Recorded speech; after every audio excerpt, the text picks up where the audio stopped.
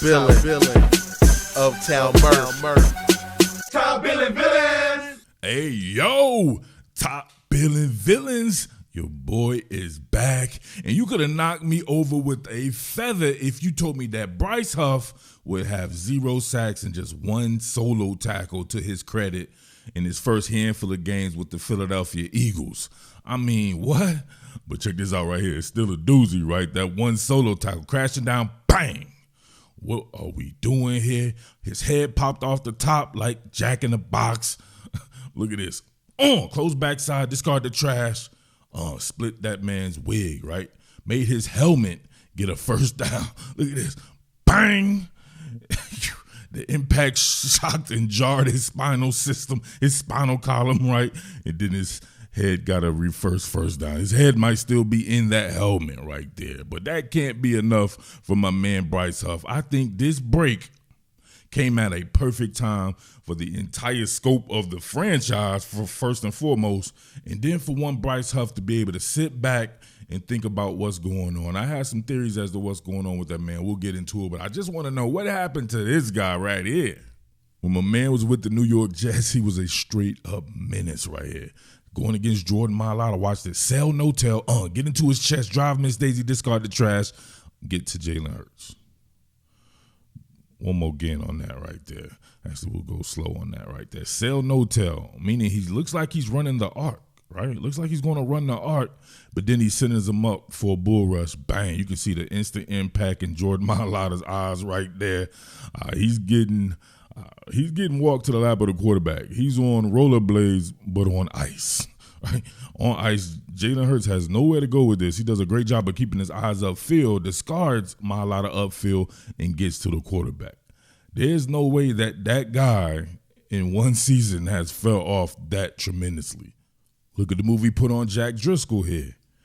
My man legitimately has like 4 different moves in his set list, right? Your man can work that.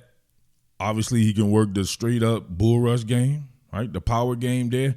He has a finesse move and a spin move. He can run the arc, and then he does a great job fighting the hands right here. Right, sell no tell. You can tell him it's hard. Right, if you're the tackle, it's hard to know exactly what's coming right here.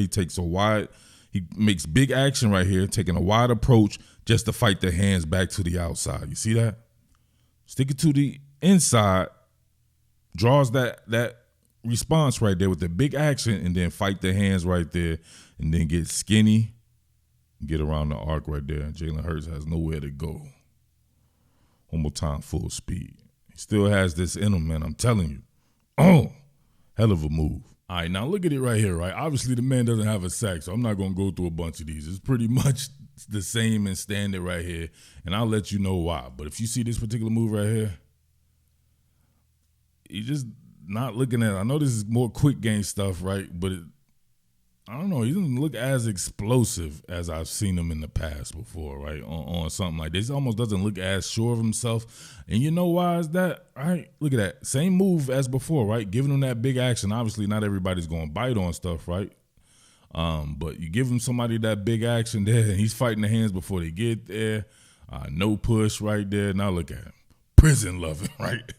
He's having right, no diddy on. You having to get no diddied on that one right there, and yeah, I don't know. It's bad, man. Most of the rushes, I'm just seeing him like, damn. So he get a little bit of pressure, right, and they able to get past that. But I think it's a mental game, right? This game is probably 90% mental. Right, that's everybody out there is a pretty good athlete, right? What separates some from the others? So sometimes it's just the mental warfare of it. Can you get past stuff that's going on in your own personal life or your own stuff that's going on with the team? And my man Vic Fangio, I said it before before he got there. Not a fan of Vic Fangio's scheme, and I'm definitely not a fan of Vic Fangio's coaching style. My heart sank for this cat when I saw this particular play right here. I knew he was toast. This was already coming on the heels of Vic Fangio talking kind of greasy about him. Look at this.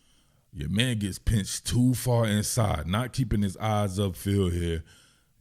Want to set the edge, but come on, man. You want to be that oblivious to what's going on right there. Fangio had a conniption. I don't think we saw the dude again Right, he's to this day, he's still sitting on the bench because he messed up that particular contain. Man, that was absolutely terrible there. That was some straight amateur hour shit. You go again right here. Look at this. Worried about the damn tight end. You want to keep that contained, but man, you don't want to try to prove something, right? I'm going to prove to Fangio that I'm strong and I can do the run real good, right? And then you take your eye off the ball and Alvin Kamara coming out the backside, right? No daddy. And damn. As a coach, you have to be able to tailor your coaching style to each individual player, especially in 2024. Now, in 1984, yeah, you can paint with a broad brush and do all this, right? No social media and all that shit would stay in-house.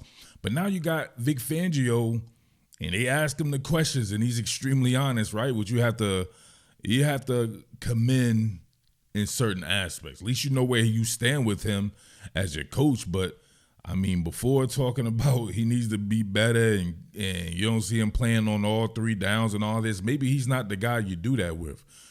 It looks like you're waning in confidence when he's the best natural pass rusher that you have on the team. He's the one with the ability to get 15 sacks in a season. Not Josh Sweat, I don't think, right? Josh Sweat, more of a kind of a combination type dude, right? May give you 10, 11 sacks or something like that. I don't look at him as an explosive guy, but now you have Fangio saying that he thinks he's improving, right?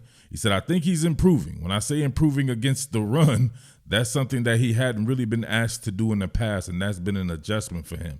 I'm seeing some improvement there. We don't ask him to drop very often, but when he does, I'm seeing some improvement there. So he's working hard at it. He's as frustrated with it as any of us are, but confident he'll get it going. The fuck you trade for this dude for?